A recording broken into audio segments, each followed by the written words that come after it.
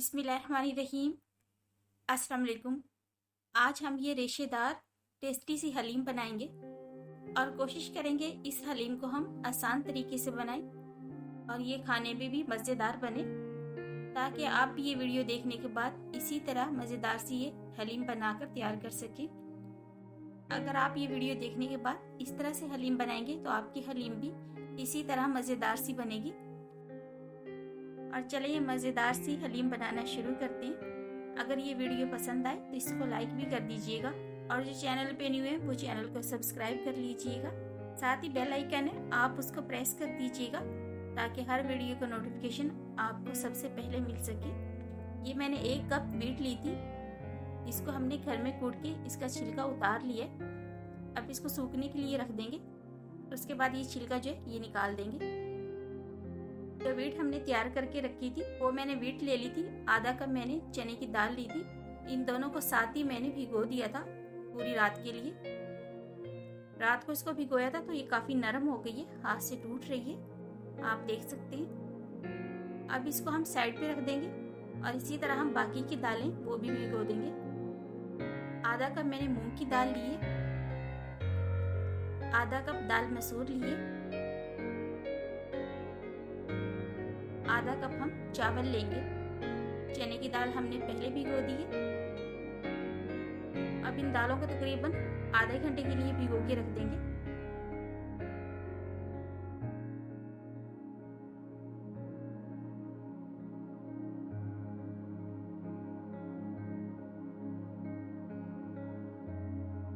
पानी में हमारे बॉईल आ गया है, साथ ही हमने ये दालें धो के डाल देनी है।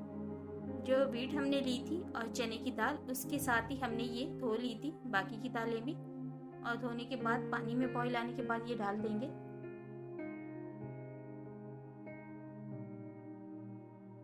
इसको हम गलने देंगे। इसको गलने में तकरीबन 1 घंटा लगेगा। हल्की आंच पे हम इसको पकने देंगे और तब तक के लिए हम गोश्त को बॉईल करने के लिए रख देंगे। इधर मैंने ये बीफ का गोश्त लिए, ये मैंने बड़े टुकड़ों में लिए।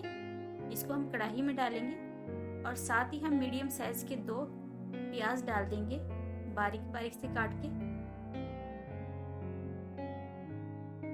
अब इसमें हम 2 लीटर के करीब पानी डालेंगे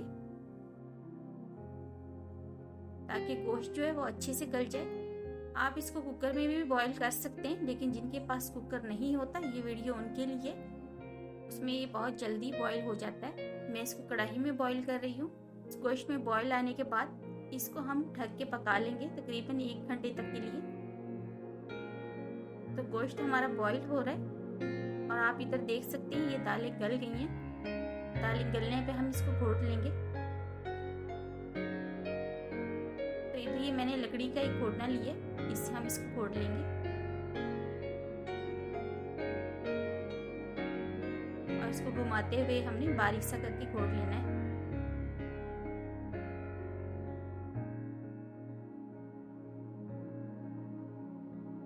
आप लगातार इसको ना घोटिएगा, बस वक्फे वक्फे से इसको घोटते रहें और साथ ही आप बाकी के काम भी कर सकते हैं। तो इधर जो गोश्त हमने बॉईल करने के लिए रखा था वो गल गया है। इसको गलाने में तकरीबन 1 घंटा लगा है। ढक्कन रख के मैंने 1 घंटे के लिए इसको बॉईल कर लिया था। तो आप देख सकते हैं ये अच्छे से गल गया है। अब गोश्त गलने पे हम इसको भून लेंगे। साथ ही हम लहसुन अदरक का पेस्ट डाल देंगे तकरीबन 2 टेबल स्पून के करीब, और इसका पानी जो है वो हम ड्राई कर लेंगे। इस पॉइंट पे आके आप गोश्त को बिल्कुल भी मत छोड़िएगा, बस इसमें लगातार आप चम्मच चलाते रहें। और जब इसका पानी सोख हो जाए तो आप इसमें तकरीबन 1.5 कप के करीब ऑयल डाल दें। ऑयल डालने के बाद इसको हम भून लेंगे ताकि जो प्याज और लहसुन हमने डाले वो अच्छे से घुल जाए।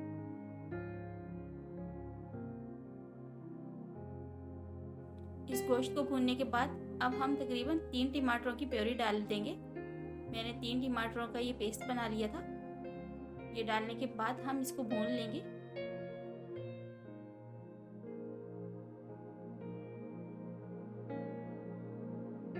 टमाटर भुन जाने पे हम इसके अंदर सूखे मसाले डालेंगे। 2 टीस्पून के करीब हम लाल मिर्च का पाउडर डालेंगे। 1/4 टीस्पून हल्दी डाल देंगे,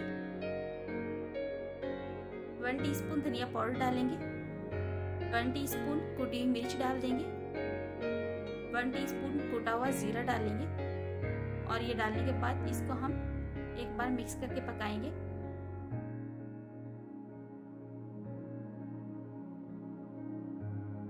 और अब इसके अंदर हम 1 टीस्पून नमक डाल देंगे। जो मैंने बीफ लिया था वो ½ kg था और फैट निकाल के लिया था, उसके अंदर फैट बिल्कुल भी नहीं था।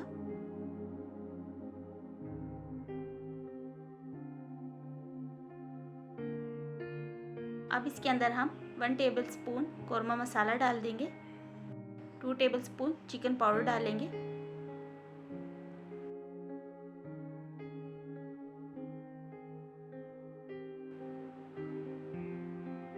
और ये डालने के बाद थोड़ा सा हम पानी डालेंगे और इसको तकरीबन 1 से 1.5 मिनट तक के लिए हम मज़ीद पकाएंगे ताकि जो मसाले हैं वो अच्छे से भून जाए। और ये कौरमा तैयार हो जाने के बाद अब इधर हम मैशर लेंगे और इसको मैश कर लेंगे। ये इसके साथ आसानी से हो जाता है और इस गोश्त के जो हैं रेशे बन जाते हैं। आप चाहे किसी चम्मच के साथ भी इसको मैश कर सकते हैं, लेकिन इधर ये मैंने मैशर लिए, इसके साथ ये आसानी से हो जाएगा और इसके रेशे बन जाएंगे। इधर जो मैंने दालें बॉईल करने के लिए रखी थी, आप देख सकते हैं अच्छे से गल गई हैं और ये गल जाने पे ½ टीस्पून के करीब हम हल्दी डाल देंगे। हल्दी डालने के बाद फ़ौरन से इसको हम मिक्स कर लेंगे ताकि हल्दी के जो हैं लम्स ना बने।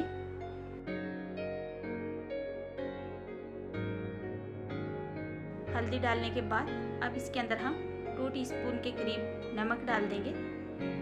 1 टीस्पून मैंने कौरमे में डाला है और 2 टीस्पून हम दालों के अंदर नमक डालेंगे, तो ये नमक इसके अंदर बिल्कुल परफेक्ट है। और ये डालने के बाद इसको हम थोड़ी देर तक के लिए पका लेंगे और जब आपको लगे आपकी दालें अच्छे से घुल गई हैं, उसके बाद हम ये तैयार किया हुआ कौरमा डाल देंगे। तो आप देख सकते हैं इसके हमने बिल्कुल रेशे से बना लिए थे और जब इस तरह से रेशे हो जाएं तब इसको हम इन दालों में डाल देंगे।